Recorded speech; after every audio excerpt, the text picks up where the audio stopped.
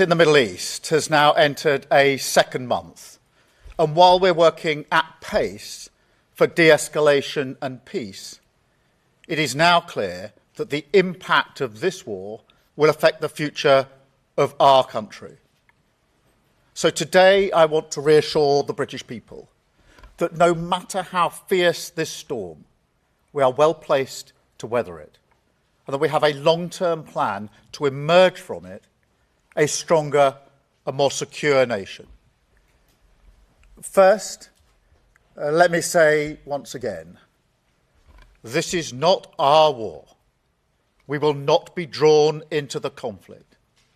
That is not in our national interest. And the most effective way we can support the cost of living in Britain is to push for de-escalation in the Middle East and a reopening of the Strait of Hormuz, which is such a vital route for energy. To that end, we're exploring each and every diplomatic avenue that is available to us. The Foreign Secretary and the Chancellor have met their counterparts in the G7. The Defence Secretary has been in the Middle East speaking to our partners. And the UK has now brought together 35 nations around our statement of intent to push as one for maritime security across the Gulf.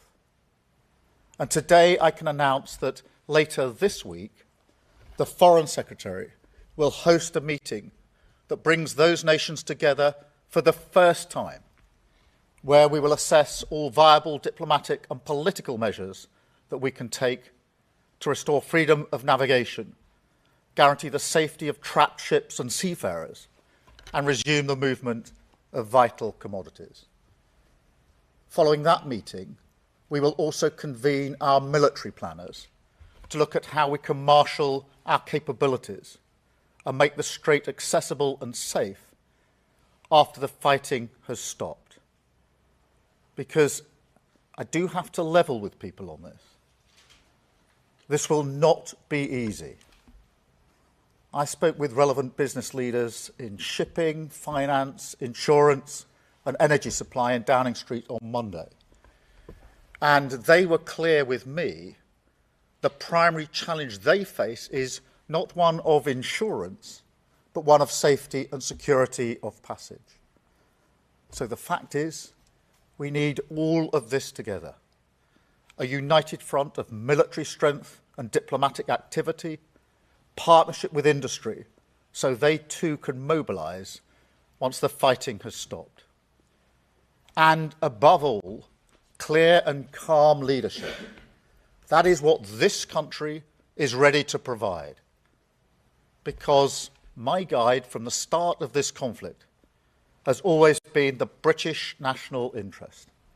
And freedom of navigation in the Middle East is in the British national interest.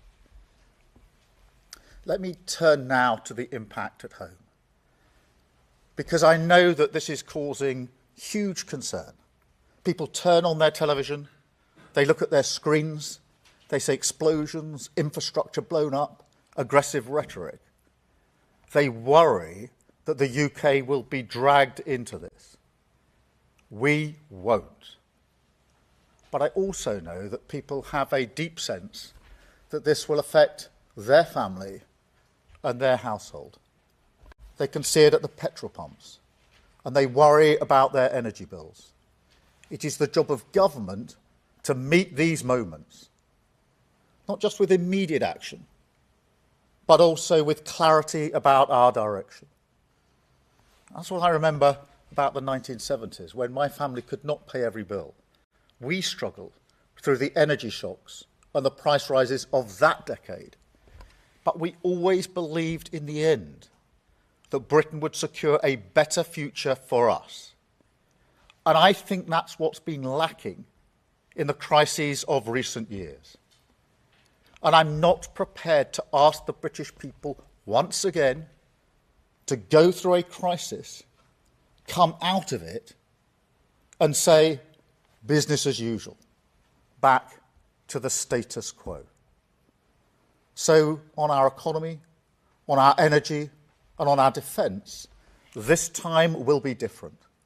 We will make Britain a fairer and more secure country, because that hope is what is needed as the country comes together, and because how we emerge from this crisis will define us for a generation.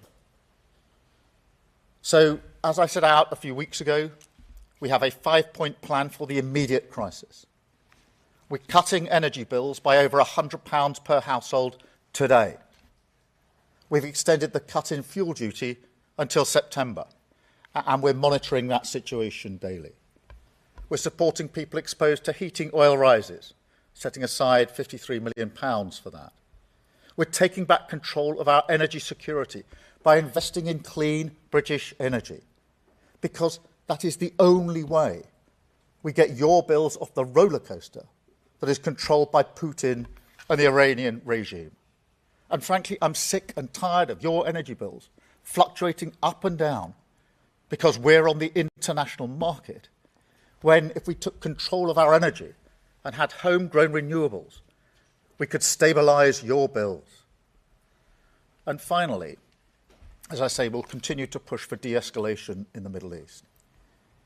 But look, there's also a bigger argument here, because every one of these measures is part of a long-term plan to make our country more secure and more resilient to shocks like this.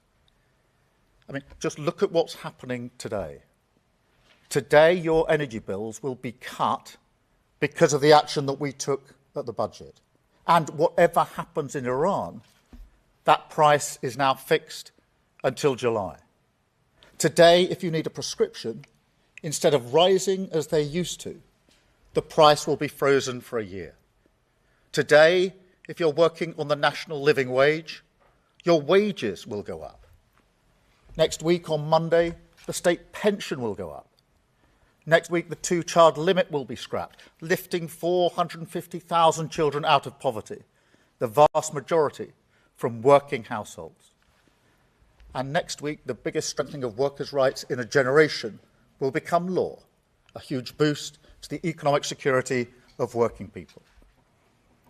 Now, some people may say, this isn't new, this was already planned. To which I say, yes, that is my point.